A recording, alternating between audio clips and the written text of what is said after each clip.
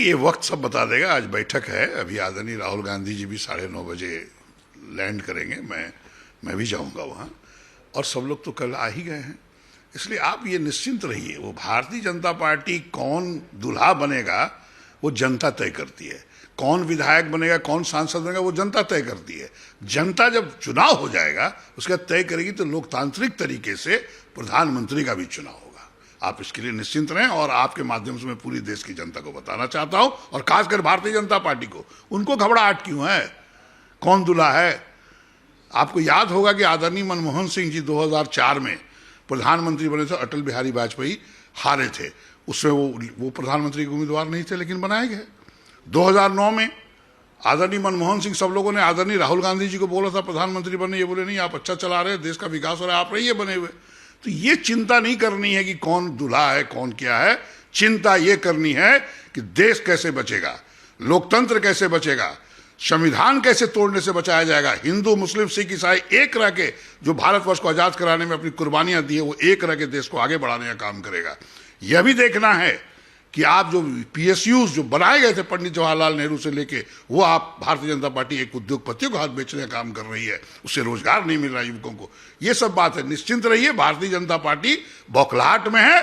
और कल का बैठक, आज का बैठक जो राहुल गांधी के आने के बाद होगा, वह आपको फलाफल देगा, और निश्चित तौर पर आपको बता दें भारतीय जनता पार्टी 2024 में गद्दी से उखाड़ फेंके जाएगी।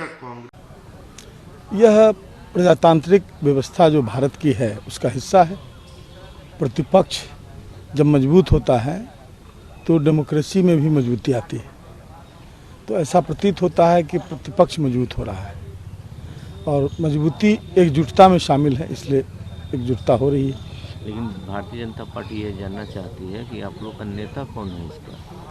नहीं तो जनता न जानना चाहेगी। भारतीय जनता पार्टी तो अपना काम कर रही है, देश की जनता तय करेगी कि किसकी सरकार बनेगी, और बहुमत दल का नेता मतलब नेता होगा।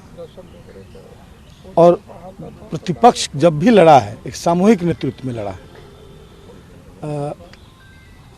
मैं समझता हूं कि यह एक स्वस्थ प्रजातंत्र का हिस्सा है, और जब चुनाव हो जाएगा उसके फिर नेता का चुनाव हो। भाजपा लगातार सवाल खड़े कर, देश के इतनी सारी पार्टी एक साथ आ रही है, क्या लग रहा है?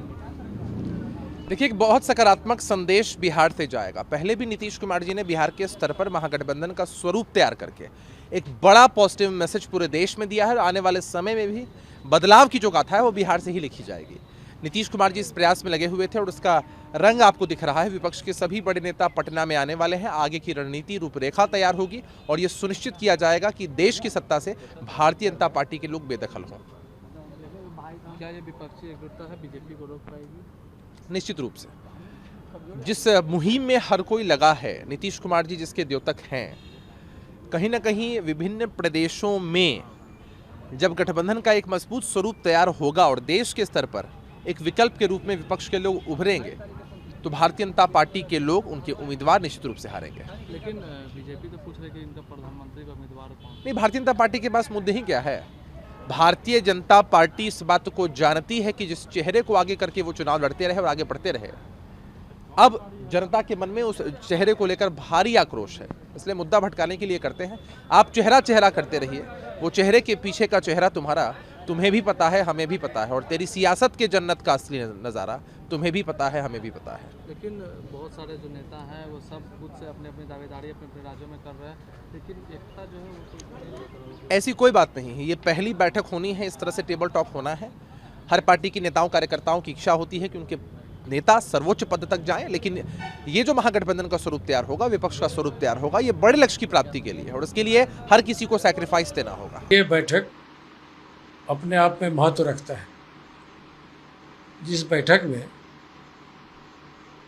लगभग 15 प्रमुख विपक्षी दलों के नेता भाग लेने आ रहे हैं, और देश की जो वर्तमान परिस्थितियां हैं, खासकर महंगाई बेरोजगारी के अलावे जो संवैधानिक संस्थाओं के ऊपर हो रहे लगातार चोट, लोकतांत्रिक व्यवस्था पर हो रहे चोट से जो स्थिति उत्पन्न हुई है इस देश में, उसको कैसे हम रोक पाएँ और कैसे बेहतर विकल्प दे पाएँ, उस दिशा में ठोस निर्णय लिए जाएंगे। बीजेपी ये जानना चाहती है आपका जो बैठक है इसका लीडर कौन है? वो तो लीडर होगा कौन है? बीजेपी इतना चिंतित क्यों हो रही है? अभी तो सिर्फ 2 राज्य से बाहर गए हैं, अभी और राज्यों से वो बाहर जाएंगे। उनकी चिंता समझ में आती है। भारतीय जनता पार्टी को इंतजार करना चाहिए। यह बैठक इसीलिए तो हो रही है कि हम इसमें कई प्रकार के रणनीति को तय करेंगे। जब फेस की बात होगी, नेतृत्व की बात होगी, तो जो उचित समय आएगा हम एक बेहतर चेहरा लेके सामने आएंगे। जनता का समर्थन कांग्रेस के उस गठबंधन के साथ होगा जो गठबंधन लगातार जनता के हितों की बात को उठा रहा है, जनता के सवालों को उठा रहा है और जनता का विश्वास और समर्थन प्राप्त कर रहा है।